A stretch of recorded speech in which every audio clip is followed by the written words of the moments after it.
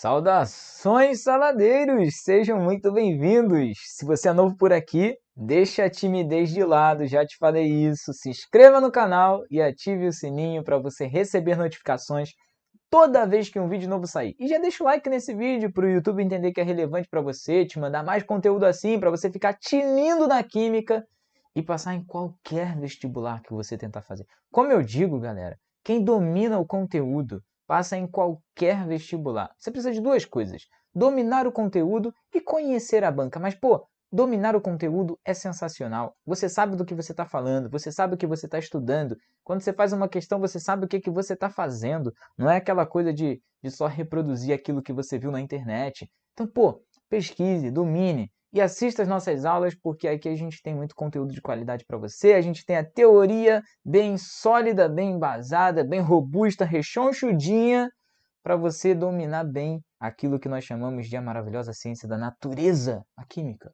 Certo? Estou muito filosófico hoje, né, cara? Acho que a gente começou assim muito no romantismo aqui da vida. Mas vamos lá, porque a aula de hoje é um clássico. A aula de hoje é um clássico da química, que você já deve ter tido essa aula 500 vezes. Mas eu tenho certeza que hoje você vai ter uma perspectiva diferente sobre aquilo que nós iremos falar em relação a ligações químicas. Porque uma ligação química é uma parada que eu digo que é essencial para a nossa existência. Elas acontecem justamente porque os átomos eles não estão muito estáveis do jeito que são no estado fundamental, se a gente considerar a nossa natureza. Então a tendência é que ao interagir com outros, eles formem o que nós chamamos de ligações. Então as ligações químicas são justamente interações entre átomos, ou o que nós chamamos de interações interatômicas, que é diferente de intermolecular. Eu vejo que tem muita gente que confunde isso, mas a gente vai ter aulas aí sobre interações intermoleculares. Se você está assistindo esse vídeo e já tiver uma aula nossa de interações intermoleculares, vai aparecer um card por aqui. Mas interações interatômicas são entre os átomos, justamente uma ligação que um átomo realiza com o outro.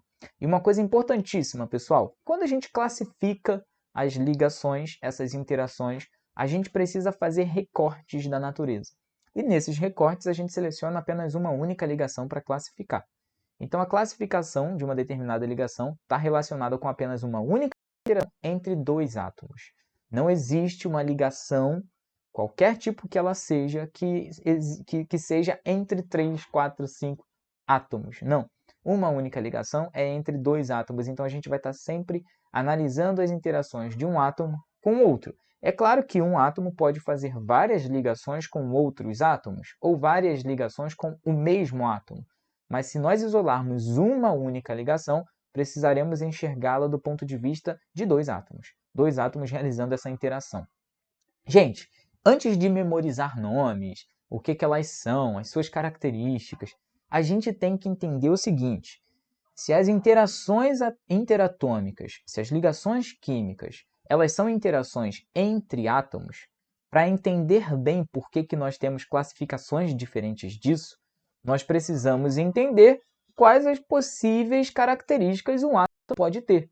E tem duas características que são essenciais para a gente entender as ligações químicas.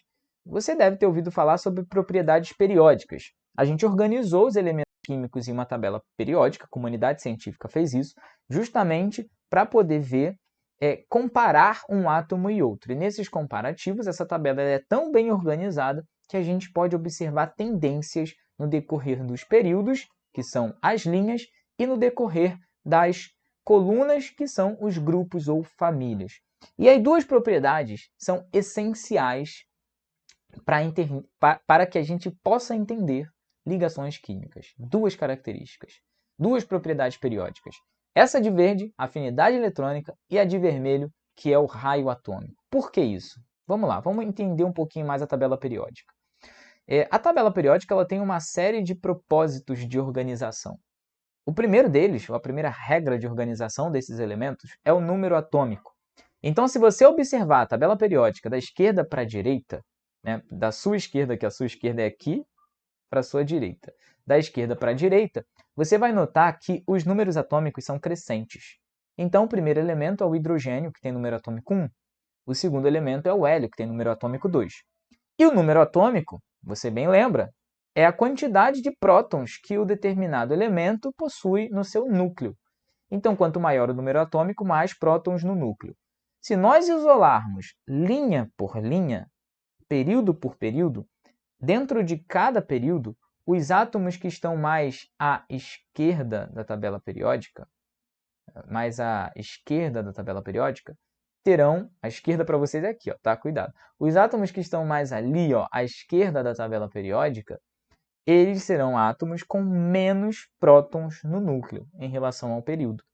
E os átomos mais à direita da tabela periódica terão núcleo maior, ou terão mais prótons em seus núcleos. Isso é essencial para a gente compreender as ligações, eu estou te dizendo. Então vamos lá. Primeira coisa, a quantidade de prótons. Segunda coisa, pessoal. Agora, se a gente analisar período por período, fixar uma coluna, por exemplo, e analisar os átomos na sequência de cima a baixo. Cada período indica para a gente a quantidade de camadas de elétrons que um átomo possui. Então, os átomos que estão no quinto período, todos eles têm 5 camadas eletrônicas. Os átomos que estão no quarto período, acima do quinto, têm 4 camadas eletrônicas. Então, as camadas dos elétrons vão indicar para a gente de que maneira esses elétrons estão distribuídos na nuvem eletrônica. Quanto mais camadas, mais dispersos. Agora a gente combina essas duas características. Pensa o seguinte: átomos que têm muitos prótons no núcleo e poucas camadas. O que isso significa? Eles têm um núcleo muito forte. Esses prótons atraem os elétrons para si. E tem poucas camadas, então já não tem muitos lugares para os elétrons ficarem. O que a gente vai ter são átomos com uma quantidade de elétrons concentrada e com tamanho mais reduzido.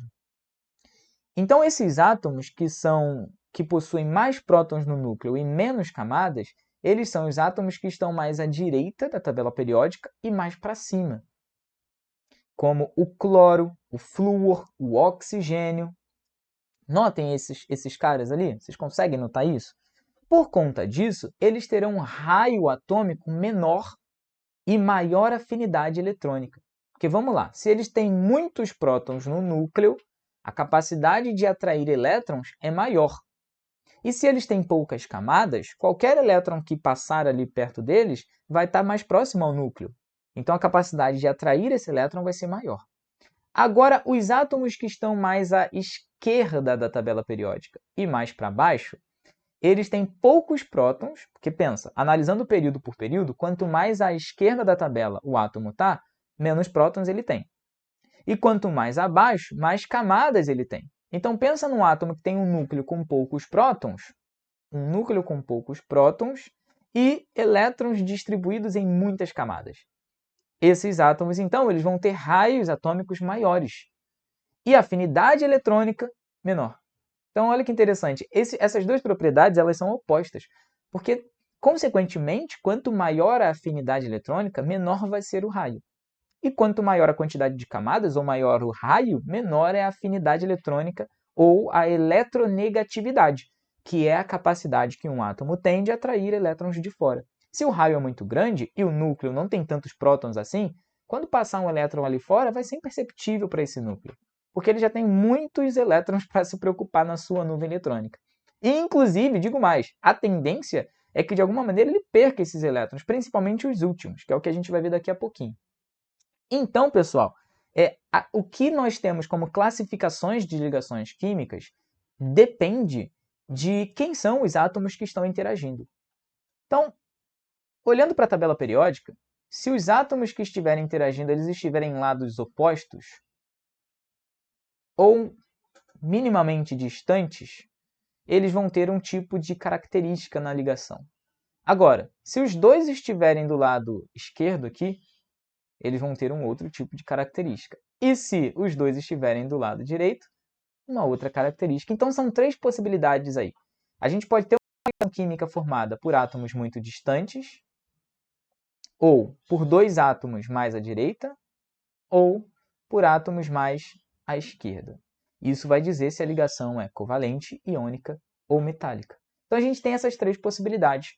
Vamos para a primeira. A primeira possibilidade é termos átomos em 2 extremos da tabela periódica. E aí vamos analisar Isso é o que nós chamaremos de ligação iônica. Eu já vou explicar por quê. Eu coloquei aqui esses dois exemplos, que é um exemplo bem clássico também, de dois átomos que estão em extremos da tabela periódica. O sódio está bem à esquerda. Vamos voltar lá na tabela periódica que eu vou mostrar para vocês. O sódio, ele está bem à esquerda, ele é bem esse vermelhinho aqui, sódio. E o cloro, ele está bem à direita da tabela periódica. Então, dois átomos em dois extremos da tabela periódica. Ou seja, a gente tem o sódio, que possui um raio atômico bem grande e uma afinidade eletrônica bem baixa. Então, o sódio tem raio atômico bem grande e afinidade eletrônica baixa. Já o cloro, ele tem o raio pequeno e afinidade eletrônica alta. E aí, olha só, gente. Se a gente fizer a distribuição eletrônica do sódio, a última camada dele, que é a camada 3, tem um subnível S com apenas um elétron. E aí eu disse para vocês que quanto menor a quantidade de prótons no núcleo em relação às camadas, menor é a força desse núcleo para segurar esses elétrons. Então, a força do sódio para segurar esse último elétron aqui é uma força mínima. Por isso que o sódio ele tem uma tendência absurdamente grande de perder esse elétron. O sódio tem um potencial de oxidação muito elevado. É por isso que se a gente pega um pedaço de sódio metálico e joga na água, vocês já devem ter visto isso na internet, causa uma explosão absurda, porque é muito reativo. Já o cloro, se a gente fizer a distribuição eletrônica dele aqui, como eu fiz do lado de cá, lá no finalzinho ele termina com subnível P com 5 elétrons. E um subnível P ele é muito estável se ele tiver 6. Isso estabiliza demais um subnível P. Então ali a gente tem um subnível P extremamente desbalanceado, enquanto do outro lado, o sódio com um elétron que está quase perdido no churrasco. Significa o quê? Se esses dois caras encontrarem, a gente vai ter uma tendência muito grande desse elétron ele ser atraído pelo cloro. E aí, o que a gente vai ter aqui, é um efeito muito interessante. É o seguinte, quando o sódio perde esse elétron, vamos pensar então que esse elétron ele vai agora ser uma preocupação do núcleo do cloro e não mais do núcleo do sódio. A nuvem do sódio ela vai dar uma enxugada, ela vai dar uma murchadinha, porque agora o núcleo do sódio ele tem menos elétrons para se preocupar, ou ele tem menos elétrons para atrair. Então, a força nuclear, que a gente chama de força nuclear efetiva do sódio, ela vai ser redistribuída para os elétrons que ele tem agora. Então, ele vai conseguir murchar um pouquinho mais essa nuvem eletrônica. Já o cloro vai acontecer extremamente o contrário. Como o cloro ele vai ter agora um elétron a mais para se preocupar, ele precisará redistribuir a força nuclear contando com esse elétron que não era dele. E aí, por conta disso, o raio iônico do cloro vai ser maior do que ele no estado fundamental. E aí o cloro iônico nós chamamos de cloreto, né? Ele tem um nomezinho diferente. Deixa eu diminuir aqui a letra. Nós chamamos de cloreto. Os íons metálicos a gente chama pelo nome do metal mesmo. Então é o íon sódio e aqui o cloreto. Bom, gente, essas ligações elas são tão intensas, tão fortes, que formam o que nós chamamos de retículo cristalino, que é essa estrutura tridimensional na qual um sal, por exemplo, se organiza, ou um composto iônico se organiza. E aí notem que aqui, os raios dos cloros são maiores, os cloretos são maiores que os sódios, porque a ligação já aconteceu. Então a nuvem eletrônica do cloreto ela é mais densa, portanto maior, né? Ela é mais volumosa, né? Não mais densa, mais volumosa. Bom, por conta dessas ligações intensas, a gente tem características muito interessantes dos sólidos cristalinos de compostos iônicos. Primeiro é que esses compostos têm pontos de fusão e ebulição elevados, já que é um pouco difícil de romper essas interações. Segundo, que eles formam retículos. Essa imagem que tem aqui é uma célula unitária de um retículo cristalino de cloreto de sódio. Então é a combinação mínima entre os íons cloreto e os íons sódio que pode acontecer. E, cara, dependendo de quem são os íons, essas células elas vão ter variações interessantíssimas. E essas variações elas criam aspectos extremamente diferentes de acordo com o sal, como a gente vai ver nesse vídeo aqui. Essa moça está fazendo ali um garimpozinho, né, de algumas gemas, de alguns cristais, e aí de acordo com a composição química, com os íons do sal, as pedrinhas elas têm cores diferentes, elas têm aspectos diferentes e também maneiras diferentes de interagir com a luz, maneiras diferentes de desviar a luz, justamente por conta da organização desses íons ali. Eu estou falando íons, mas íons são os nomes que nós damos às espécies que ganham ou perdem elétrons eventualmente. Então, por mais que esses caras eles estejam ligados ainda naquele retículo, aquele elétron que antes era parte da nuvem eletrônica do sódio, agora está muito mais na nuvem eletrônica do cloreto do que do sódio. Não significa que o cloreto pegou esse elétron e foi embora.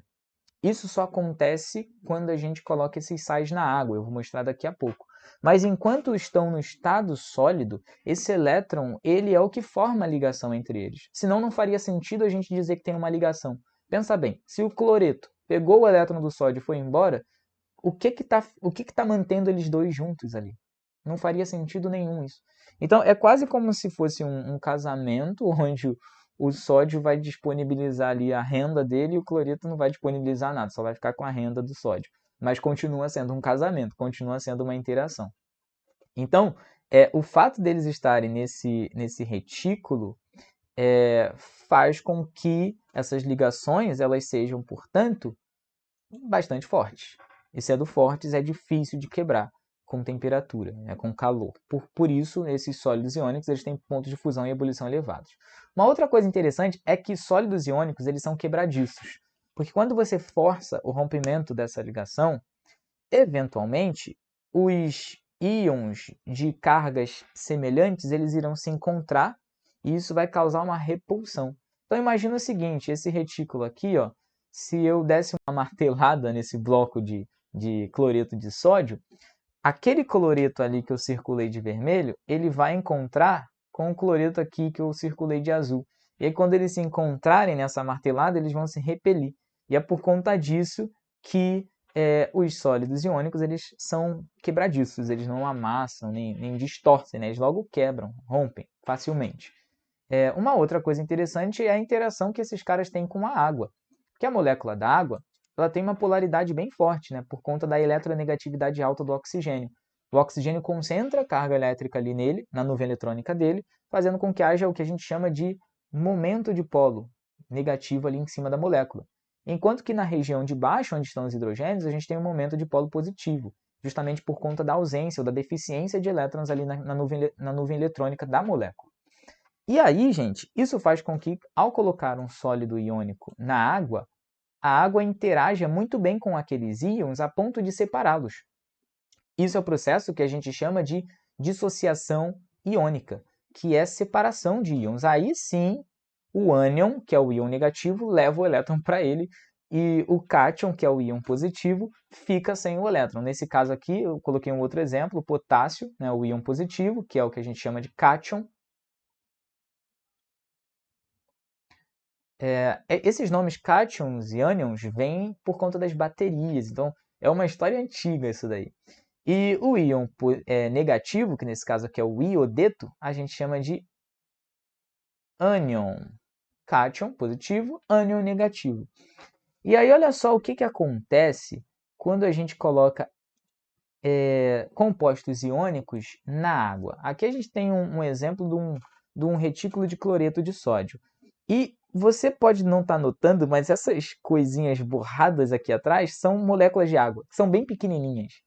E à medida que as moléculas de água batem ali no composto, elas conseguem entrar nos espaços que existem entre os íons no retículo cristalino. E com isso elas interagem muito bem com os íons que estão ali, sejam eles positivos ou negativos. E aí acontece o seguinte, a parte negativa da molécula de água vai interagir com os íons positivos. E a parte positiva das moléculas de água vai interagir com os íons negativos. Né? No caso do cloreto de sódio, a parte negativa da água interage com o sódio e a parte positiva da água interage com o cloreto. Por isso que esses íons eles dissolvem em água com uma facilidade bem elevada, provocando essa dissociação iônica. E Ao serem dissolvidos em água, nós teremos íons livres em solução aquosa. Isso faz com que haja carga elétrica livre, positiva e negativa. E aí, por conta disso, soluções iônicas são boas condutoras, são bons condutores de eletricidade. Diferente deles no estado sólido. Se você pegar um sal no estado sólido e tentar provocar uma condução elétrica, não vai acontecer, porque os íons eles estão presos ali nos retículos, nas ligações. Agora, em solução aquosa, por conta da dissociação, você vai promover essa alta condutividade elétrica. Por isso que a água do mar é boa condutora de eletricidade. A água da piscina também, justamente porque tem sais na água da piscina. Então tomem muito cuidado, porque a água pura ela não é uma boa condutora de eletricidade. É um composto covalente, mas raramente nós encontramos água pura. Então muito cuidado com isso. Tem gente que fala, então a água da piscina, a água que a gente bebe não conduz eletricidade. Não, tem sais minerais na água que a gente bebe e na água da piscina. Então, pelo amor de Deus, não tente nada de errado nessa casa. Por gentileza, tá, gente? Não fiquem repetindo esses experimentos que vocês veem na internet, não, porque pode dar muito ruim. Beleza? Então fechamos a nossa primeira aula de ligações químicas com as ligações iônicas e eu espero você para o nosso próximo encontro, onde nós iremos falar das ligações covalentes, beleza? Então, se inscreve no canal, ativa o selinho e acompanha a playlist, porque vem aí as ligações covalentes e você precisa entender um pouquinho mais desse assunto para dominar a química e realizar qualquer vestibular, qualquer concurso. Muito obrigado por ter ficado até aqui, gosto muito de vocês, estamos juntos nessa, fique na paz e até a próxima, valeu!